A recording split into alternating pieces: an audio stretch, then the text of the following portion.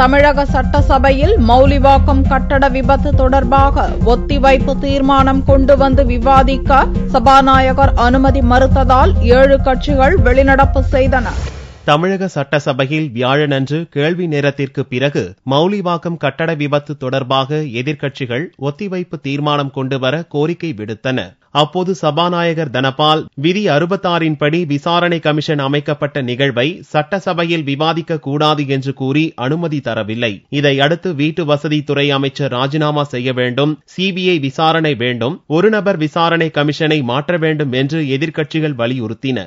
சபாநாயகர் தனபால் பேசுவதற்கு அனுமதி மறுக்கவே திமுக, தேமுதிக, மார்க்சிஸ்ட், இந்திய கம்யூனிஸ்ட் காங்கிரஸ், புதிய தமிழகம் மற்றும் மனிதநேய மக்கள் கட்சி உள்ளிட்ட 7 கட்சிகள் சபையில் இருந்து வெளிநடப்பு செய்தன. இதுவரையில் தமிழகத்திலே எங்கும் நடைபெற முடியாத ஒரு மிகப்பெரிய விபத்தாக இது அமைந்திருக்கிறது. எனவே இது குறித்து இன்று சட்டமன்றத்தில் நடவடிக்கைகளை ஒத்திவைத்து இந்த பிரச்சனை குறித்து பேசிட வேண்டும் என்று ஏற்கனவே நாங்கள் சபாநாயகரிடத்தில் எழுதி கொடுத்திருக்கிறோம். இது குறித்து அவையிலே இன்றைக்கு எழுந்து நாங்கள் கேட்டோம். அதற்கு அனுமதி அளிக்க முடியாது என்று எங்களுக்கு உத்தரவிட்டார்கள். அது மட்டுமல்ல, இடையில இந்த துறையினுடைய அமைச்சர் எழுந்து நீங்கள் தைரியம் இருந்தால், தெம்பு இருந்தால் என்னுடைய மானிய கோரிக்கையில் நான் வழங்கக்கூடிய பதிலை கேட்க வேண்டும், அந்த தைரியம் உங்களுக்கு இருக்கிறதா என்று சவால் விடுக்கக்கூடிய வகையில ஒரு அமைச்சர் என்பதை மறந்து அந்த நிலையிலே பேசியிருப்பது உள்ளபடியே கண்டிக்கத்தக்கது. அதற்காக நாங்கள் வருத்தப்படுகிறோம்.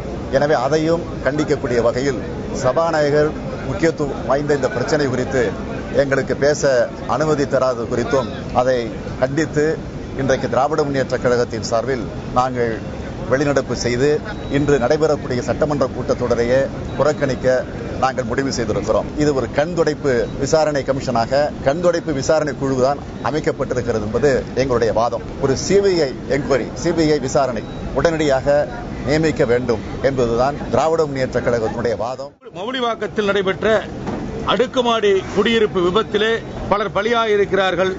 இது நாம் அனைவரும் அறிந்தது. அந்த சம்பவத்தை பற்றி இந்த மாமன்றத்தில் விவாதிக்க வேண்டும் என்று சொல்லி எங்களுடைய சட்டமன்ற உறுப்பினர்கள், செங்கல்பட்டு சட்டமன்ற உறுப்பினர் அனகை முருகேசன் அவர்களும், கும்மிடிப்பூண்டி சட்டமன்ற உறுப்பினர் CH சேகர் அவர்களும் ஒத்திவைப்பு தீர்மானத்தையும் கவன ஈர்ப்பு தீர்மானத்தையும் கொடுத்திருந்தோம். ஆனால் அந்த தீர்மானத்தை எடுக்க மறுத்து அந்த தீர்மானத்தின் மீது விவாதிக்கவே அனுமதி இல்லை என்று சொல்லி பேரவைத் தலைவர் அறிவித்து விட்டார். அந்த அடிப்படையில் நாங்கள் வெளிநடப்பு செய்திருக்கிறோம். எங்களுடைய கோரிக்கை, இந்த மிகப்பெரிய விபத்து ஏற்பட்டிருக்கிறது. இந்த விபத்திற்கு தார்மீக பொறுப்பேற்று தமிழக வீட்டு வசதித்துறையினுடைய அமைச்சராக இருக்கின்ற வைத்தியலிங்கம் அவர்கள் ராஜினாமா செய்ய வேண்டும். போரூர் மவுலிவாக்கத்தில் 11 மாடி கட்டிடம் இடிந்து விழுந்ததில் 61 பேர் உயிரிழந்ததாக சொல்லப்படுகிறது. ஆனால் உயிரிழந்தவர்கள் எத்தனை என்று இன்னும் கண்டுபிடிக்க வேண்டியிருக்கிறது. மத்திய அரசாங்கத்தினுடைய சிபிஐ அந்த புலனாய்வாக இருந்தால் உண்மைகள் வெளிவருவதற்கு உதவியாக இருக்கும். மாநில அரசாங்கத்திற்கும் ஏற்பட்டுக் கொண்டிருக்கிற குளறுபடிகளை, குறைகளை, இதுபோன்ற உயிரிழப்புகளை போக்குவதற்கு உதவியாக இருக்கும். ஆகவே சிபிஐ விசாரணை வேண்டும் என்று கோருவதற்காக இது குறித்து விவாதிக்க வேண்டும் என்று ஒத்திவைப்பு தீர்மானத்தை நாங்கள் கொடுத்தோம். பேசவே அனுமதிக்கவில்லை. இவ்வளவு பெரிய ஒரு நிகழ்வு நடக்கிற போது அதை தொடர்ந்து உடனடியாக இன்றுதான் சட்டசபை கூடியிருக்கிறது. இப்போதுதான் 0 அவர்களே அதை எழுப்ப முடியும். அப்படி எழுப்பினால் பேச அனுமதி இல்லை, வாய்ப்பு உங்களுக்கு தர முடியாது என்று மறுத்தார்கள். ஆகவே அதை ஆட்சேபித்து நாங்கள் வெளிநடப்பு செய்திருக்கிறோம். இந்திய கம்யூனிஸ்ட் கட்சியின் சார்பாக ஒத்திவைப்பு தீர்மானம் கொடுக்கப்பட்டு இந்த தீர்மானத்தை எடுத்து இன்றைய தினம் விவாதிக்க வேண்டும் என்று கேட்டுக்கொண்டோம். மரியாதைக்குரிய மாண்புமிகு சபாநாயகர் அவர்கள் இந்த ஒத்திவைப்பு தீர்மானத்தை எடுப்பதற்கு இல்லை, இது வழக்கு மன்றத்திலே நீதிமன்றத்திலே இருக்கின்ற காரணத்தினால் எடுக்க முடியாது என்று கருத்து சொன்னார்கள். இது வழக்கு மன்றத்தில் இல்லை. இந்த கட்டிடம் இடிந்து விழுந்ததற்கு பின்னால் அரசு நடவடிக்கை எடுத்துள்ளது, நிவாரணம் வழங்கியுள்ளார்கள் என்பதெல்லாம் உண்மைதான். ஆனால் இதற்கு போடப்பட்டிருக்கக்கூடிய உயர்நீதிமன்றத்தினுடைய ஒரு நீதிபதியாக இருக்கக்கூடிய ரகுபதி அவர்களை போட்டிருப்பது என்பது அவரை பற்றியே இதற்கு முன்னால் அவர் பதவியில் இருந்த காலத்திலே அவர் மீது பல்வேறு குற்றச்சாட்டுகள் சுமத்தப்பட்டு சரியான நீதி மக்களுக்கு கிடைக்கவில்லை என்பது தமிழகத்தில் இருக்கக்கூடிய அனைத்து மக்களுக்கும் தெரிந்திருக்கக்கூடிய ஒன்று. நீதி விசாரணைக்காக அமைக்கப்பட்டிருக்கக்கூடிய ரகுபதி அவர்களை மாற்றப்பட வேண்டும். உண்மையான ஒரு நீதி விசாரணையை நடத்துவதற்கான முறையிலே வேறொரு நீதிபதியை அமர்த்தப்பட வேண்டும் என்பதற்கான முறையில் எடுத்துச் சொல்லுவதற்காக ஒத்திவைப்பு தீர்மானம் கொடுத்தோம். அனுமதி மறுக்கப்பட்டது.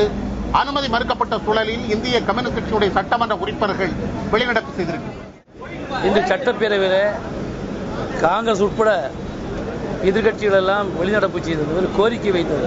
எங்களுக்கு தகுந்த விசாரணை வேண்டும் என்று ஒரு கோரிக்கை வைத்தோம்.